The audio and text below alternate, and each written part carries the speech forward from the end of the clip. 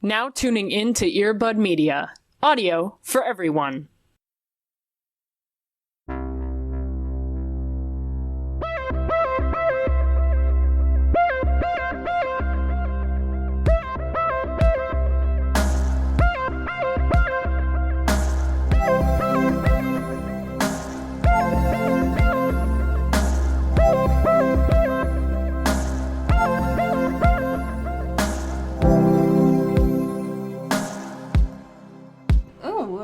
Ooh, hello. Gang's all here. We're all just vibing. We're all just here. It's a Monday, or whenever you choose to listen to this. Chase your bliss. I'm so set in the fact that this is a Monday show, and so the idea that someone listens to this not on a Monday feels off. It's actually blasphemous to listen to this on any other day besides Monday. Like, you are allowed to listen to this later in time, but it does have to be on a Monday. Right, that is the actual contractual agreement that you signed by a blood pact when you subscribe to this podcast. Yeah, that was actually part of the agreement. Yeah. It's just it's a Monday vibe. What can we say? It's a cool Monday vibe. It's just kind of how we are. It's how we roll. Just a manic Monday, you know what I'm saying? I've definitely made that joke before, but I will keep doing it because it is true. It's how it started 5 years ago. And it was a good joke then, but it continues to be unbearably relevant. Yes.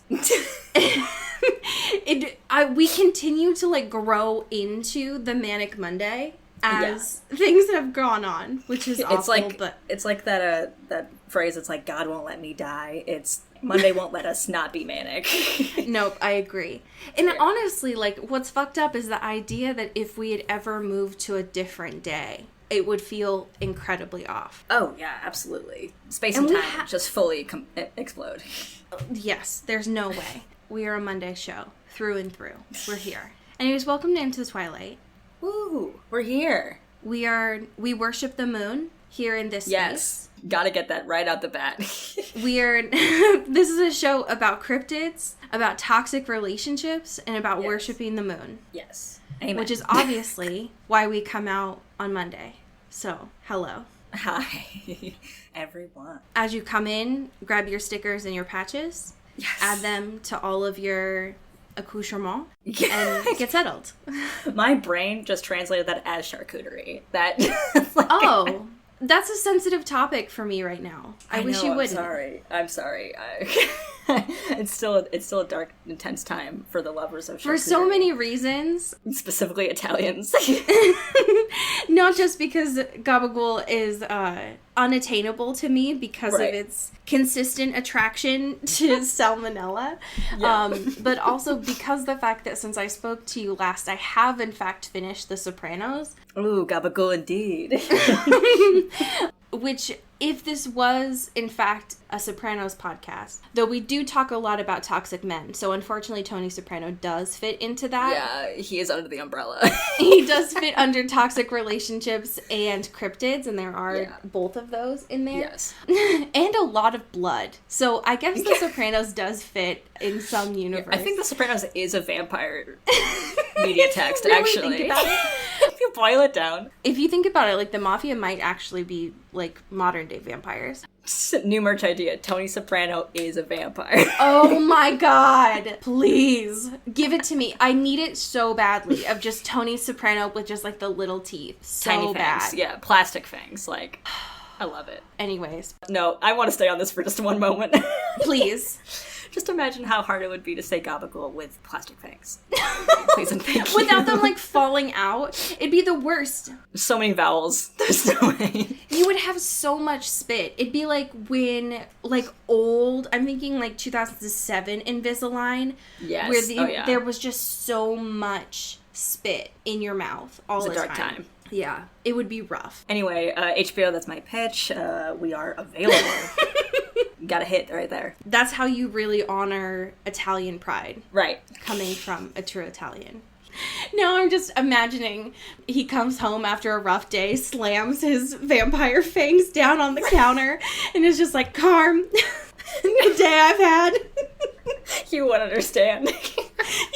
I can't tell you. Just has to hang up his fucking cloak at the door. Stop. He aggressively goes to bed in a coffin. Truly. Very sad. I need Tony Soprano vampire merch immediately. Oh, fuck me. Okay, anyways, hello. Hi.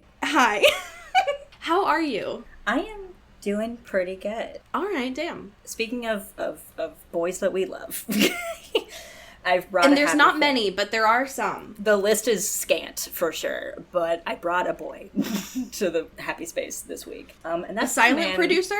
Are they here in the studio? Right, he's here. I would shit my pants if this guy was on the podcast. And that guy is my boy, Jonah Hill. Okay, right off the bat, Jonah Hill. Hi, what's up?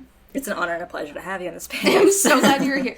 Fucking whenever. I know that you are consistently in the news. Yeah, and booked and busy. Booked and busy, constantly doing your rebrands.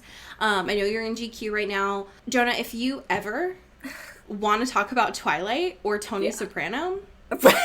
Either are okay with us. Or both. Yeah. Literally whenever. You are welcome in the space. Absolutely. But please, tell me more about my boy. I'll bring up my man, Jonah Hill here, because yes, he is in the news, because he did a whole little cover story with JQ, like a whole little feature. The photos are sublime. It's just him living his best life, hanging out with his dogs. There's a lot of great stuff in there. I'm not going to talk about any of that, because I'm going to talk about how Jonah Hill is squarely and hauntingly in his transmasculine era, and I just need to talk about it. Celebs, they're just like us. Listen, this is something I've never addressed on the podcast before, or maybe to another human being besides my lovely partner, but I do have a running notes app in my phone of cis actors that do give off transmasculine energy. Oh my god, that does not surprise me one bit. And he is the most recent addition to that list because of these new photos that have come up on him. He is now just like vibing. He's got this like hot pink hair moment, wearing like the worst clothes you've ever seen on a man before, like bright orange gym shorts. I'm specifically referencing a photo of him, like a paparazzi photo. The amount of resonance that people on the internet have attributed to this photo is truly magical.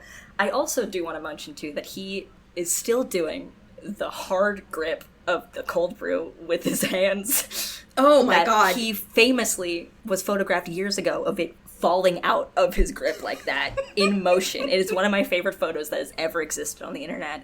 It's so good. But just the grip of God on this coffee right now. Homeboy has not learned, or either he has just trained his fingers so well to like never be embarrassed like that again, which I also appreciate. There are so many things about this photo that personally resonate. Absolutely. It's a moon and a half. It truly is. One is, I know that Jonah Hill consistently is in the news because, like, the media fucking eats up men who are like, hey, I was fat and I'm funny, but now I'm, like, average size, and we're gonna we're gonna eat you up, and it's like, Jonah Hill doesn't give a fuck. For real. But what I love about this photo, aside from the fact that, like, literally nothing is coordinated or matching, he looks just like a walking... just like a walking embodiment of a thrift store, like not even a thrift store, but like a gift shop in a popular vacation spot. Yes. Like he somehow like got his vacation suitcase lost, and he needed to buy a whole new outfit. What I personally resonate the most with in this is I am someone who consistently has 2 or most likely 3 beverages. As is the right of the bisexual, yes. Exactly. And so I feel personally very seen by not only the God's grip on the coffee, but also this like 45-ounce hydro flask that this man is carrying that could honestly like crack a skull in. Absolutely. And it's very powerful. I'm obsessed with it. Jonah Hill, you're welcome on any time. How are you doing, my friend? Oh, I'm living. Yeah, good to hear. I am alive. Since I last spoke with you, I had the pleasure of getting a 3rd Newton vaccine.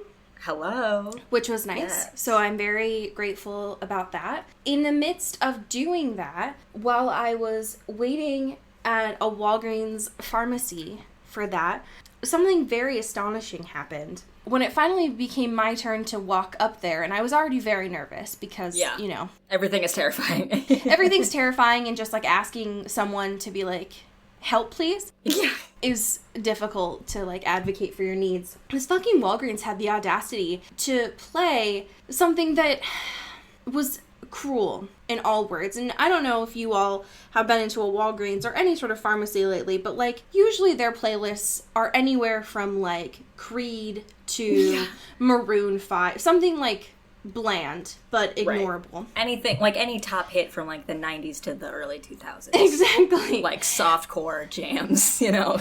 I feel like some fucking DJ in the back was like, oh, this is going to be emotional for you? Great, I'm going to turn on the hits. This Walgreens started playing the OG from 2003, Because I Knew You, from Wicked.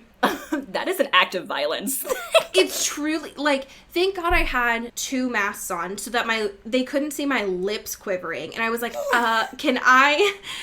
like, I actually need to leave. I need so much help in this moment. So that's the opposite of my happy thing, because what the fuck, Walgreens? Oh, I don't know if we legally have the grounds for that, but that is, I think, technically a hate crime. So it was honestly homophobic, because as soon as that ended and I went to, like, sit down to wait for my stick and poke, that's a tattoo.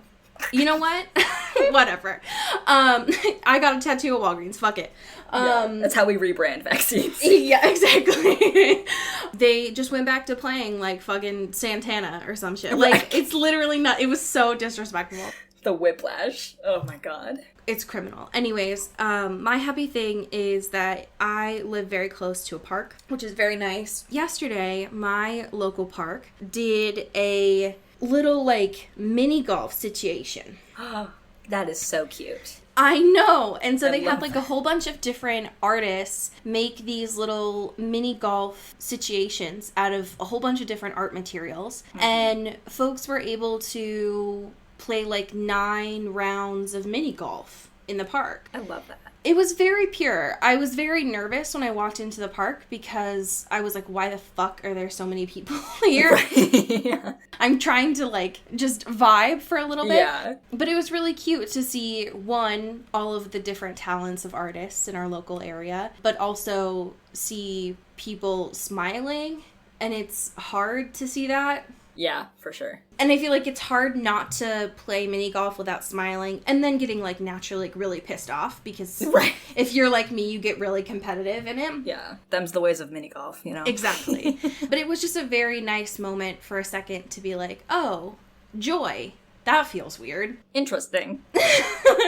Weird little feeling that is. We have very K-Stew heavy news. It's a K-Stew week, baby. It's a K-Stew lifestyle that we operate here, and that's okay. Yes, and we stand by it. The first of which is, I guess, like, several pieces of news rolled into one. Us Magazine is giving us some reporting on Taika Waititi's birthday. A historic event. Yes, exactly. Miranda Sywak is reporting on this initially being like, oh my god, it's Taika Waititi's birthday. K-Stew and Rami Malek are here. Holy shit, it's a Twilight reunion. Yeah, whoa. But there's actually a lot more involved. There's a lot to unpack. Yes. The cowards in media aren't really ready to address here, but we are. This Us Weekly article, saying it's an article feels generous. It is mostly just a compilation of photos from Rita Ora's Instagram. Yes.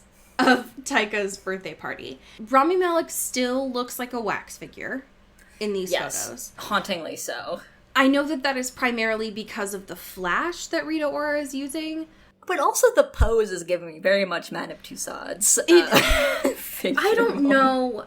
I don't know that Rami Malek knows how to pose for photos. Clearly not. This is evidence of anything. Because I know that there has to be someone that he employs, who's on his staff, whose sole job is to be like, Rami, you are going to be going to a red carpet. Right. I need to show you how to move your body for Give these me photos. Something, please. And yet he does this photo for Rita's Instagram, and he looks like a literal puppet. Yes, absolutely. If you told me that this was like a fucking, like a movie theater cardboard stand of Rami Malek, I would believe you. Absolutely. It's the most, I mean, and I also think that is part of the Flash, but this is the most two-dimensional image I've ever seen in my entire life. 100%, yes. That is not a real human being in 3D space. The most important, though, could you give us the update on K-Stu at this event? Y'all. I love to be breaking this news because it's important and the people need to know. But Kristen Stewart is back in her brunette era. And I just, hello. Where were the alarm sirens going off? Where was the push notifications for this breaking news? Because Miss K-Stu has been in her blonde moment for quite a while now. Yeah. And just to be confronted by this photograph of her absolutely serving, might I say. This may be the most lesbian photo I've ever seen in my entire life. The stance, she is just casually holding a mixed drink, leaning into these three gorgeous people on Real Or's Instagram. Has in her bob, like her hair is now like grown out in a beautiful way, fully brunette, giving the smize. And notably has rings all over. For days. Is classic for K-Stu, rings for days. And a key ring on her belt loop. This photo is tied for me with the Hooters photo as one of the like the gayest photos I've ever seen of her. Like not trying at all. Yeah. And I love that for her.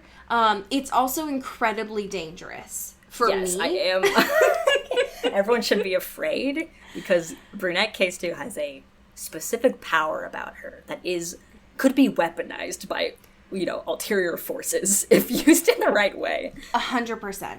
And that is also incredibly dangerous if we're going to see her on the red carpet promoting Spencer and she's brunette. Just like the international implications here is drastic. God. I cannot wait to see her in just the most expensive, what I'm hoping are suits, but like go off. You can...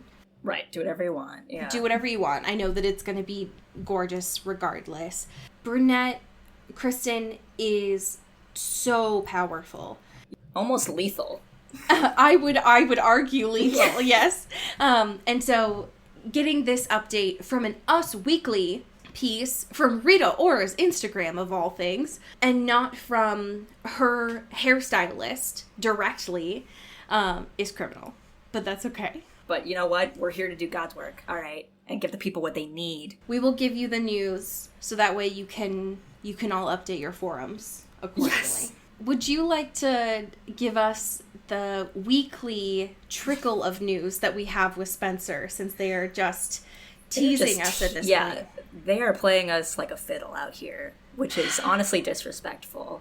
I personally got an email today being like, ooh, new Spencer shit. And I've never clicked on an email faster in my life. It was a very beautiful poster for the movie. The official poster. And truly stunning. Y'all, it really is. The amount of people that I've seen today sharing this poster and saying from it alone, they feel confident about her Oscar nom. Yes. And I agree, like, it is unbelievable looking at this and not thinking that it's a photo of Diana. Yeah, seriously. And it's like her laying down, you can't see her face or anything, but you see like the wig and then this beautiful dress just like flowing into like the edges of the poster. And it's like, ooh, I'm there, I feel it. This is such a weird pull. I don't know why my brain is thinking of this, but like there's a very specific moment in the like original animated Cinderella where Cinderella like falls on the stairs and stuff. Yeah. Yes. And it's the idea that she is like not just covering her face, but is like hiding into the dress. Yeah. And the fact that like the poster is incredibly intentional about using what is usually like the white space and making it black here. it is so beautiful. Like, this is one of those... I saw someone on TikTok today say, like, this is going to be their Joker.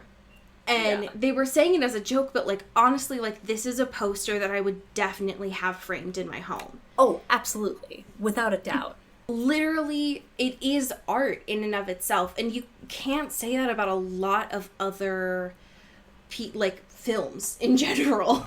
Yeah, the standards for posters have gone quite rapidly down for a lot of mainstream stuff, which is very unfortunate. But this is like, ooh, we're back, baby.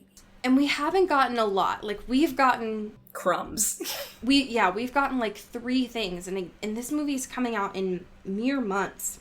Right. To the point where we could almost say, like, start counting by weeks at this point. But the stuff that we are getting is at such a high tier of quality that it is making me incredibly excited. Yeah. Like... cannot wait to be destroyed by this. Same. Especially since it is something that... one is getting such, like, mass general attention. Mm-hmm.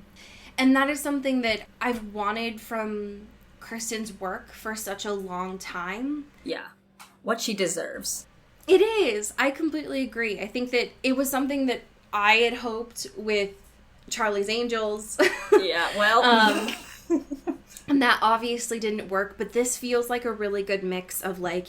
obviously, it's the Royals. That's, like, an easy audience there. Yeah, for sure. Mm-hmm. And then it's, from what we're seeing anyways, it's at such a good quality that it's going to get the, like, cinema folks as well. So I'm curious. It would be nice to have her plus Anna and I guess Rami, even though it's for Bohemian Rhapsody, to be nominated for the Oscars. Like, what the fuck? Yeah, that would be wild. That way we would be able to talk about the Oscars on here, which would be weird. Oscars episode, special Oscars recap. I know, weird stuff. When we last spoke, and we're talking about Vampire Academy, we were also talking about the Royals. Yes. Different kind of Royals. Different kind of Royals. But I would argue a similar kind of angry Royals. Yes. Yeah. A similar kind of a disdain. Yes. If I remember what you said correctly, the Vampire Academy queen, quote, bodied Lissa. Yes. with her very cruel words. Yeah. With her verbal slap in the face. Yeah.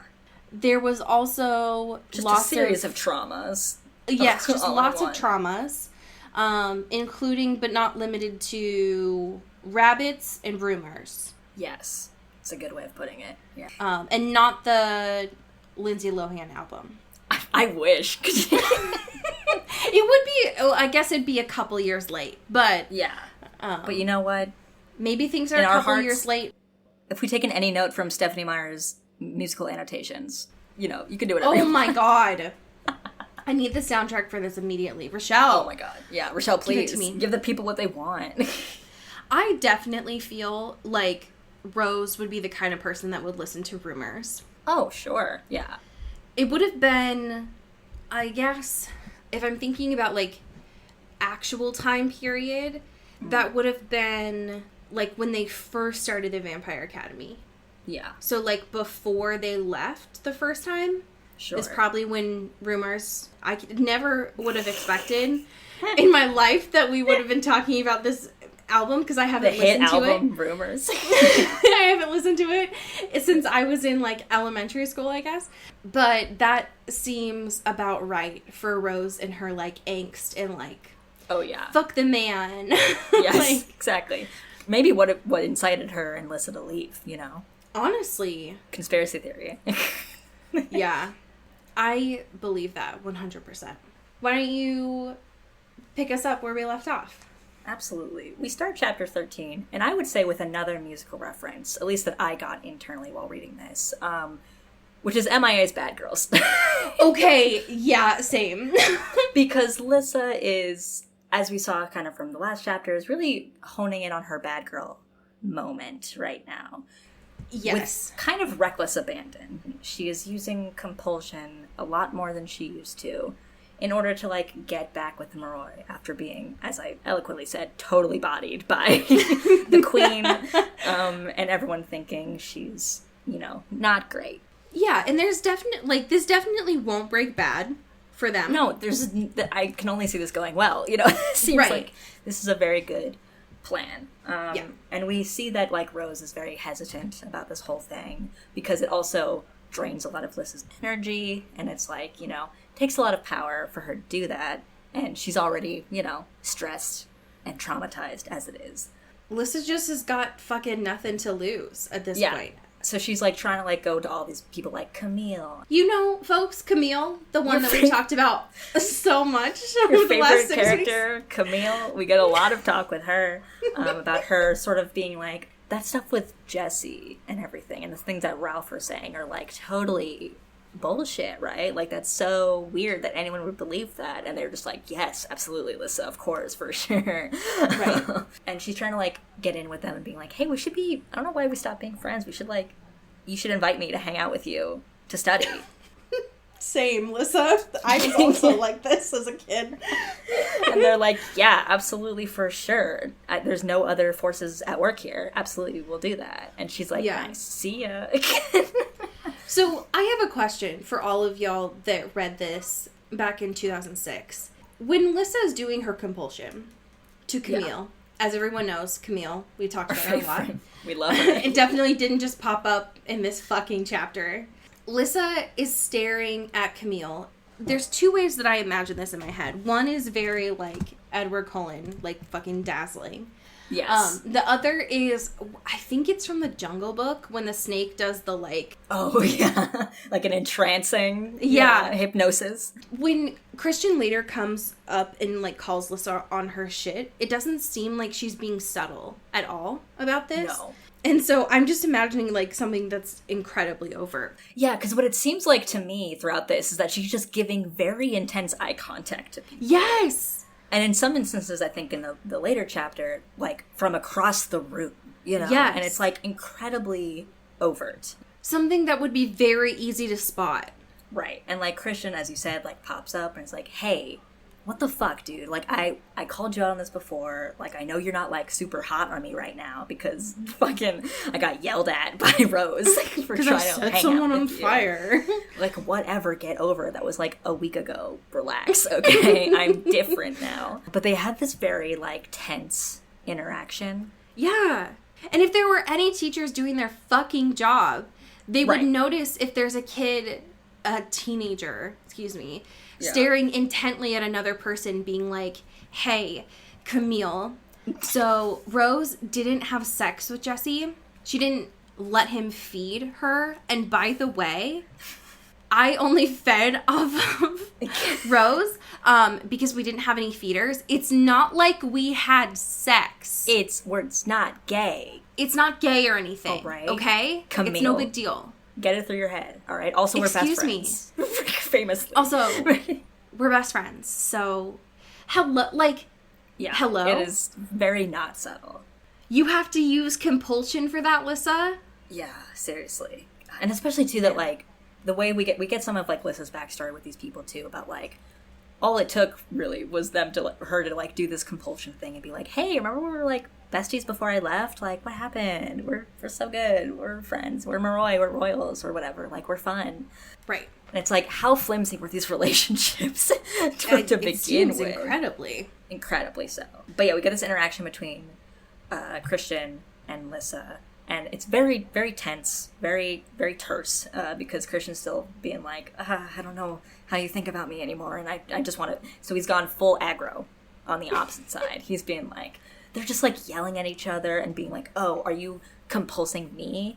That you're actually, like, a two-faced bitch or whatever? It's like, whoa, Christian. This dude has no chill. He has no fucking chill. And, like Lyssa's obviously upset, and Christian is still obviously has feelings for her, but because of Rose's, like, interaction, and, like, I don't even think Lyssa knows that he even tried to, like, actually talk to her after that terrible ball situation or whatever, that there's still, like, a rift, you know? And Rose is kind of, like, square in the middle of that. Yeah, and why would they communicate that? No, that is That's So too instead- easy. No. They're just being incredibly, I wouldn't even say passive aggressive, they're just being fucking aggressive. with Straight each up other. aggressive. Like the textbook aggressive. It's rough. It's rough stuff. Yeah, and then Rose is like, all right, I guess I'm out of here. I'm gonna go train with my boy, Dimitri. Gonna do some sexy training. This is wild. Incredibly wild. So we get more of this, like, montage moment. She's making progress, but still, like, every time she hits Dimitri, it's almost like, what's that law of physics? Where it hits you back harder, you know? Hey, listen, I know that I have mentioned before many times that I am a woman of STEM, but I, like, disassociated through most of physics. Because Dimitri is, like, this literal rock god dude, Rose is hitting him. And she's getting hits, which is better than what was before. 100%. Which was, like, not to be able to land anything. It just, like, hurts her back. It's fucked, too, because she's in, like, X Games mode. She's, like, She is in mentioning X that she's fighting with, quote, an almost blind rage. Yeah, because she's like, I don't even know who I'm hitting. Am I hitting Mia? Am I hitting Jesse? Am I hitting Ralph? I'm hitting all of them. I don't give a fuck. And she's going, bam, bam, bam, bam, bam, to fucking poor Dimitri. Not poor Dimitri. He's just taking it. But he's just, like, full punching back moment right here. Which naturally, because she's absorbing all of it as well, Dimitri's fine and is like, we should probably, like, chill. Yeah, But- we should... we should have, like, a little sexy moment of backstory. We should do backstory time. The problem is, bless this guy's heart, I don't know how much actual teaching that he received on how to be a mentor, because it took him until after the training that he was like, hey, where are your gloves? We were just smacking hands for an unknownst amount of time. And also she says her hands have suffered for weeks. Wait, So clearly she hasn't been having gloves on for most of this. Which is upsetting. Yeah, it's So not we get a good. little backstory. Rose gets a little self-conscious because she's like, I'm turning into Alberta, and I'm turning into, like, a female guardian that's going to be, like, haggard and ugly and, like, not desirable anymore. Which, you know, comes from a very internalized place, absolutely, and of beauty standards and whatever. And then we get this moment of Demetra being like, no, that would never happen to you. And, like, tries to find the words to describe that without being like, hey, this might be, like, an ethical violation here to call you attractive. Yeah, because you're a minor. Because you're a minor, and I am the ungodly age of 24. Yeah, because I'm old as bones, right? Yeah, I am the crypt keeper. And so he just says nothing. And it just, you know, leaves that a little unresolved for Rose a little bit. Because Rose, in her mind, is going like, oh, goddess-like, unbearably, scorchingly sexy. Obviously, Right. that's what he was thinking. Because that's me. Dimitri talks a lot about his mom. So we get a lot of mommy issues on both fronts here. Yeah. And a lot of parent issues on Rose's behalf in general. This scene Yeah. was hot. Not the mom issues, because, like, it's No. obvious that both of them have this. Okay, yeah, but talk about sexy trauma dumping, am I right? Oh my god. Trauma bonds, what's up? Hello. Talk about a different kind of bond. Wink. What is, though, is that he's like, God damn it, Rose. Your fucking hands. And then, Yeah. just like, I can take care of myself. Shut up. And then Yeah. he's like, no, I got this. So he, like, cleans her open wounds and then finds what I'm assuming is, like, Vaseline, because it'd be wild if he had, like, Tiger Balm and put that on her hands, because that would be incredibly painful. Yeah. And he just starts, like, massaging her hands. And, like, oh my god. Hello. I did not realize, if you've ever gotten your hands massaged, especially, I would imagine, because the fact that she's, like, using these every day, Yeah. and, like, her hands are probably, like, really hurt, but that's such a, like, soft and Yes. sweet thing to do. It's very hard to sit in that moment when it's, there is an age gap between these two. Yeah, sure. But I'm supposed to just, like, ignore that because it's Rochelle and, like, they're gonna fucking fuck anyways. Right. And I know that's gonna happen. But I did think that, like, more than most things here, I don't know, it was something that was completely caught me off guard because it doesn't seem like a Dimitri thing to do, which is It was a interesting. much more intimate expression of emotions than we've ever I seen from agree. him thus far. And, like, they talk about their families and, like, how Rose hasn't seen her mom in forever, basically, because she wanted her to, like, go on the guardian path and, like, really hone in on her studies and, like, you know, not be interfered by whatever. And then she never knew her dad. Get a lot of parent issues here. For real. Dimitri's like, it's just, like, a lot of strenuous stuff. He lived in, like, a Hampir commune. He mostly seemed to be surrounded by women as a child. Not just because of the commune, but because of the fact that he grew up with his mom and his two sisters, which doesn't surprise me. But a lot of the backstory around Dimitri I found gross. It's quite bad. Not only because the fact that Rochelle uses the terminology, I understand, I think, what she's trying to go for of the, like, discrimination of Hampir women of using, quote, blood whore.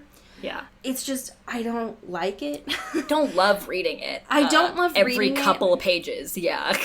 And the way that it's described here, especially the way that Dimitri refers to his mom like that. Yeah. Is, like, gross. Like, the way that it's often been used so far is referencing it and then, like, condemning the use of that discrimination. Right. And so for Dimitri to be like, yeah, like, I grew up with my mom, it's not as bad as you think, also I'm still gonna say that about my mom. Right. It's like, also, I have no other language for this, so I will just say it instead of adopting anything else. And instead of mother. Anything else, which is so gross. Because he, like, also talks about, like, you know, like abuse stuff that went on there and stuff, and how that was terrible, and how he wanted to, like, fucking beat up his dad and shit. And it's like, how are you still, like, coming from that point of reference and also using this, like, terrible language that is incredibly out of date and, like, just offensive regardless of association, whatever. Like, bro, this is your mom. Like, come on. And it's very clear that, like, it's supposed to be part of Dimitri's character that this is an injustice he feels very strongly about. Yeah. Not just because of how he grew up, but is something that seems to be part of just his character. Like, he doesn't agree with it. Yeah. Which is why Rose later kind of connects the dots of, like, the situation that happened with Jesse, why he broke that up, and, like, why he was so upset about it. Right. Because it was like, so I've seen this before. Yeah. And so it just seems counter to be like, there has to be another terminology for referencing, like, the situation that your mom seems to be, like, put into. Right, yeah. Like, because he says the commune, even though, like, it wasn't, he says, like, it's not as bad as you think, like, I actually had, like, and Rose got super bitter about that, of, like, saying, like, he had a better, like, relationship with his family than she did. Yeah. Even though it was, like, in the, what's considered to be, like, the lowest ring of family relations. Yeah. And so it's just, it felt like a weird like, it didn't make sense in that moment. Yeah, absolutely. Which was weird. This chapter ends with a weird hair moment, if we can call it that. Yeah. Giving off very strong, your hair looks sexy pushed back moment. Literally. They're talking about Rose's hair, I guess. And I guess a common thing with or Guardians specifically is that you have your hair short to, like, show off the tattoo on the back of your neck to, like, showcase your ranks and your status and whatever. And she's like, well, that's kind of the whole thing. But he's like, wait, it's kind of sexy. I do like your hair. You should just wear it up, like, in a ponytail and just solve all the problems. Rose is having this entire crisis about her identity, specifically her femininity in this chapter. Yes.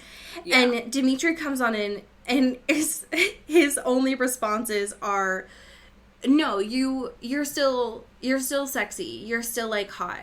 Don't worry about it. He's literally doing the, no, babe, you're so sexy. Don't cut your hair. Babe. Like, it's not helping at all. No. And I think that it naturally, I think it makes sense with Rose's character, especially given that, like, the Hampir women that become guardians, as we've seen thus far, understandably, kind of have to put traditional ideas of femininity on the back burner because they have to, like, that is not the primary focus of their life. Right. They have people's lives to take care of. But that's something that, like, Rose, at least to her, is the only thing she has going for her. Yeah. And so Dimitri's only response in this chapter is like, no, you won't lose this. It's impossible. Don't worry about it. You're gonna be sexy forever, baby.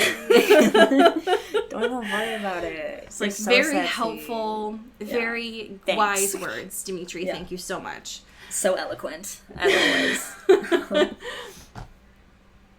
Anyways. Chapter 14, we start with Rose is back on the spying situation. Oh, yeah. With Lissa.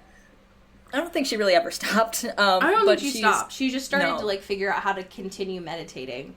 Right, yeah. She just was able to take a chill pill for a second. I was like, all right, let me just stay centered and check in on my girly and see what's up. Because that's how she was able to figure out about Lissa doing the compulsion. Right, with Camille. Yeah, right. Yeah. So we get this little moment of Lissa and Natalie in their dorm, just doing girl talk, you know, blow drying their hair, girl things, doing their makeup, you know, just girly things. And Natalie's like, oh, hey, you want to, like, come watch a movie with Aaron and I, like, after school? Like, it'll be fun. We haven't, like, seen you in a while. It's called Cars. I've heard it's pretty good. You heard of my man Lightning McQueen? He's very cool. It's 2006. That would have been coming out, right? Yes. I don't know when. I think so. 2005, 2006. I feel like that would have been. You gonna Google Cars release date on the air? I am. 2006. I was right on the fucking money. Wow. All right. We're going to Vegas after this. Is what that is. Life is a highway. Life is a highway. And then Lissa's like, hey, man, I would love to, but as I said, life is a highway, and I do have to hang out with my new bestie, Camille. We have to, like, bleach our hair. So yeah, we gotta do some more girly things out there. And Natalie's like, hey, we haven't seen you in so long. Are you good? Like, you have all these new old friends recently, which is kind of odd. And Lissa can kind of pick up on the fact that she's questioning her, which makes her defensive. And she's like, you know what? Instead of just doing compulsion, I'm just gonna, you know, just do a little middle ground here and do both. And just keep my friendships here and also have these new / old compulsion relationships. It's very interesting. I mean, one, I think it's important for Lissa to make sure that Natalie doesn't talk. Yes, right. Because snitches get stitches, as we all know. Exactly. The other thing that I started to wonder, both in chapter 13 as well as in this chapter as well, is when Rose, like, goes into her meditation space and listens. Her mind palace? Yes, thank you. Fuck. God, I haven't thought of those words in so long. When she goes into her mind palace to tap into Lissa, do you think it's a lot like fucking Edward's powers? Oh, shit. Like, do you think it's like, but rather than, like, hearing, because he would have to, like, hear everyone and find, like, tune into one person's radio. Yeah. Whereas, at least for right now, I'm assuming, this is my personal theory, is that Rochelle is going to have Rose, like, expand her power, because, like, we have 6 and be able to, books. like, have what else bonds. are we going to talk about? Right. But right now, she's only has one radio to tune into. Right. Yeah. Right? I genuinely don't remember, so I have no clue. But that does make sense, you know. And from what we've seen with how this bond originated, like, it obviously comes from some sort of trauma experience, right? So, like, hypothetically, that could exist with other relationships with people, you know? Yeah. Very interesting. Very interesting. Anyways, church time. Oh, we're back at church, baby. This is, Lissa is getting a little too cocky. Yeah. Homegirl needs to, like, know when to pump the brakes a little bit with the compulsion. Because, A, she's already doing it in, like, you know, not broad daylight because it's nighttime because they're vampires. But, like, in school times and, like, where people are around and other people can see them, you know. She's the only one out of the group of characters that we have so far, aside from the fucking priest, that takes church time seriously. Right. So, like, and yet, here she is being like, I'm going to use my powers that could, at best, get me, like, suspended or whatever. Right. Yeah. At worst, get me killed? Yeah. Experimented on? Like, I don't know. A long list of bad things that could happen. Exactly. And yet, this woman, this child, is like, you look wrong. You did a wrong face at You're laughing at Rose, my at wife. my best friend, at my bond babe, super straight friend. Yeah. Die. How dare you? Like, hello? And especially, too, because Rose doesn't care about this shit. Rose Well, it's doesn't not give a on the shit. surface, right? Because Rose is fucking badass, and she's like, whatever. People have been talking shit about her for days now, about all these rumors and shit, which she knows isn't true. Yeah. And she's like, I don't need you to, like, fight for me or whatever. I don't need you to send these boys to, like, come clamoring at me and apologizing and crying and, like, on their knees and stuff. She's, like, very uncomfortable with that. Right. And she's like, listen, you don't have to do any of this at all. Especially, the thing that Rose has tried to make it very clear so far is that, like, Lissa's powers are, like, special and important because she can do it on a type of person that apparently no one has been able to do it on before. Right, like, but she can do it on Leroy, she can do it now, it seems, on multiple people at once, Yeah. in public and from a distance, so it's like, these things are, like, accelerating and I don't know if it's power because of more practice, but the fact that now, what she didn't think was possible, she can do this on multiple people successfully from far away and in public is buck wild. Yeah, yeah. And So- sets off little alarms in Rose's brain. Yeah. Whoa, whoa. And I don't know, that's obviously not good. But also, more importantly, I would say, is the fact that this priest is doing like a month-long special on Saint Vladimir. It's the Saint Vladimir month, I think. Like, this is his month, and he's like, my boy, Saint Vladimir, I got so many things about him that I want to talk to you about. Every time you're at church, we're going to talk about my boy. Where he's finding this stuff, I don't know, because Rose can't find any information on him. Right, yeah. So he goes on this whole spiel about Saint Vladimir, whatever. And still, like, Rose is trying to, like, think of ways to, like, further understand the blood, the shadow-kissed situation, which is, like, kind of the Bond moment.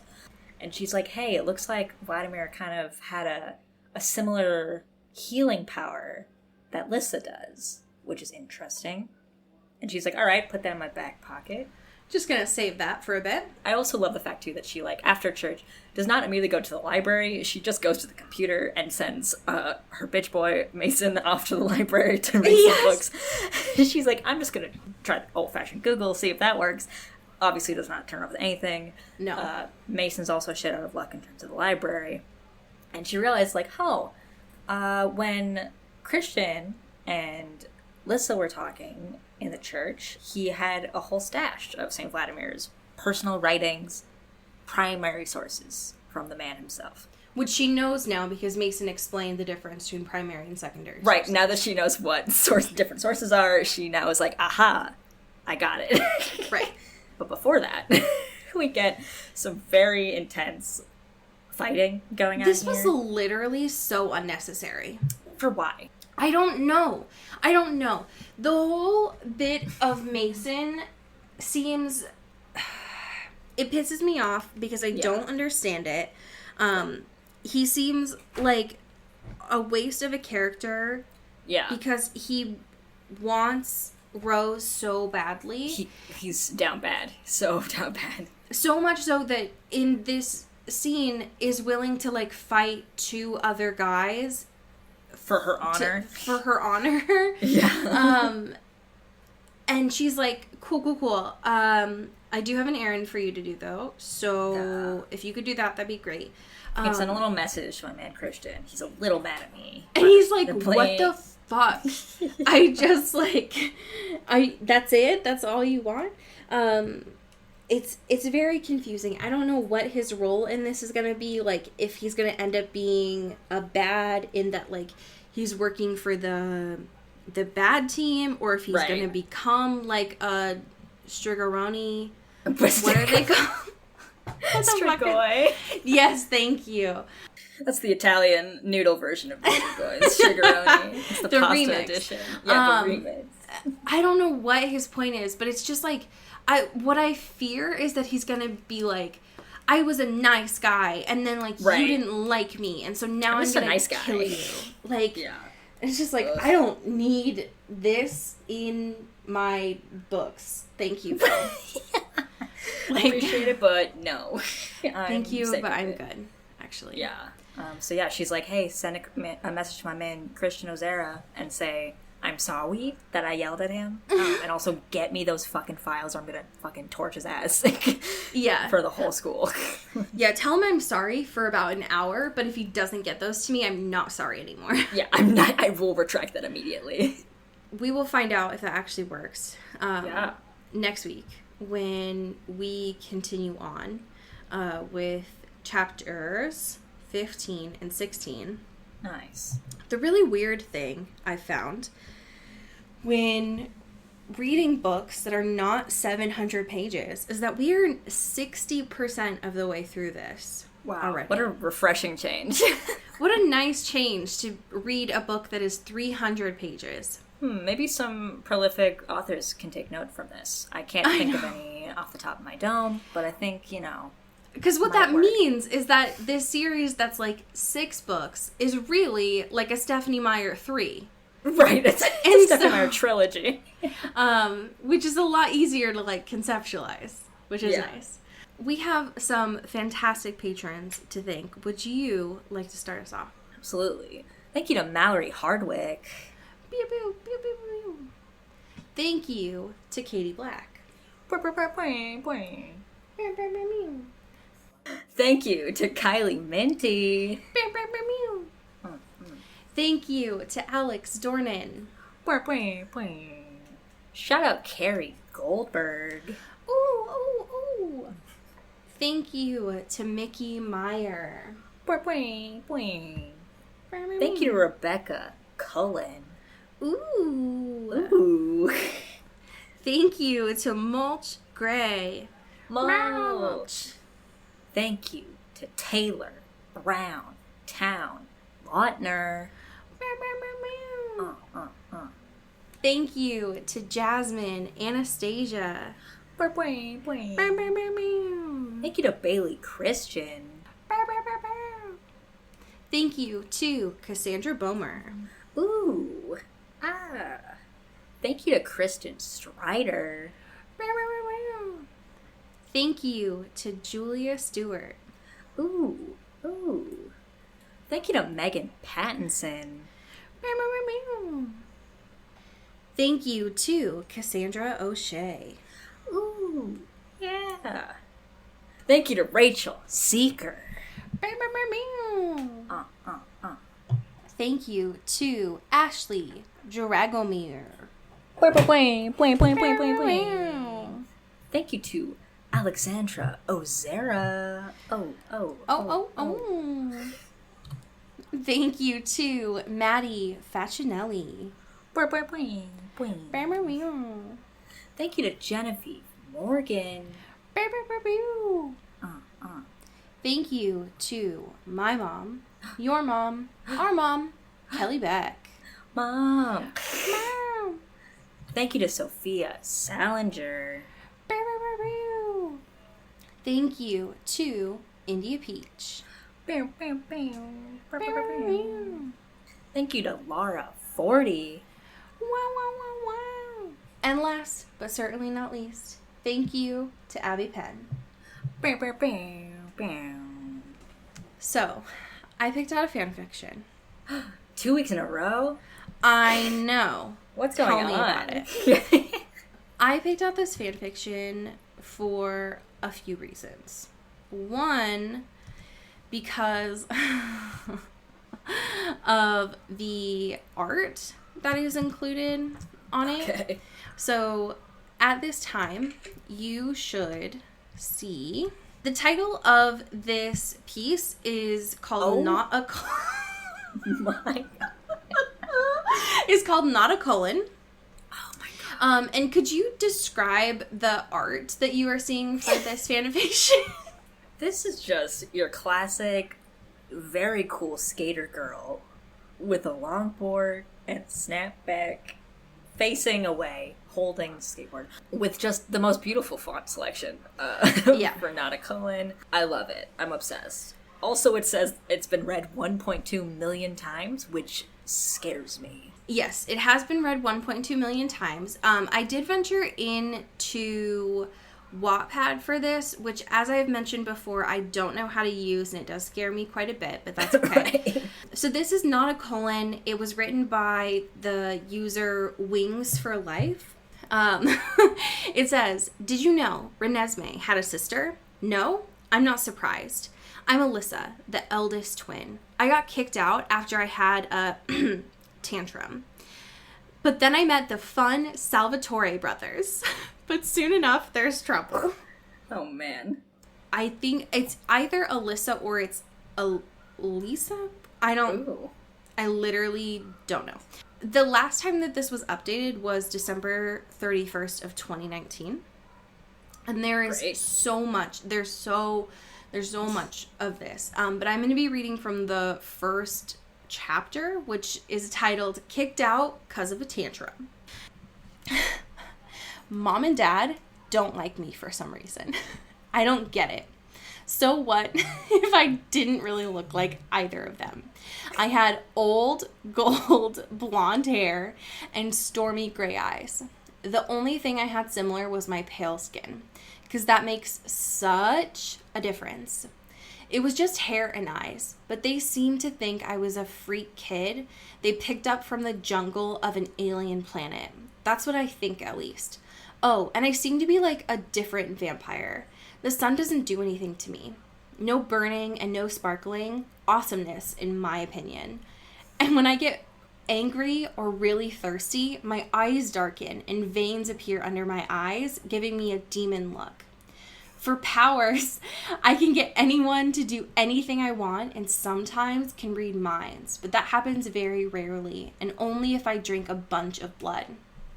Carlisle gives me that disgusting animal stuff, but sometimes I sneak into the room where they kept blood for, quote, mommy, when she was preggers, and get the good stuff. I always feel stronger after I drink of human. End scene. Wow. It seems very popular. Yeah.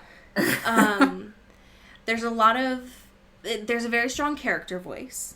Yes. But I will say that the art was definitely what caught my attention in this piece. Yeah. I'm obsessed with it. And with that, oh no. and with that, I think that's our time, folks. So, as we say here in the Pacific Northwest, get bit and get whipped. Oh my god. Into the Twilight is an Earbud Media production. You can follow us on Twitter at Into the Twilight or on TikTok at Into the Twilight Show. You can find me at Cody Corral on Twitter and Allie at Alexandria Does. And you can support us on Patreon at patreon.com/Into the Twilight. We have merch, so much stuff. All those links are in the episode description. And make sure to rate and review us on your favorite podcast hosting platform. It really helps the show. Thanks. Bye. You've been listening to Earbud Media Production. Earbud Media, audio for everyone.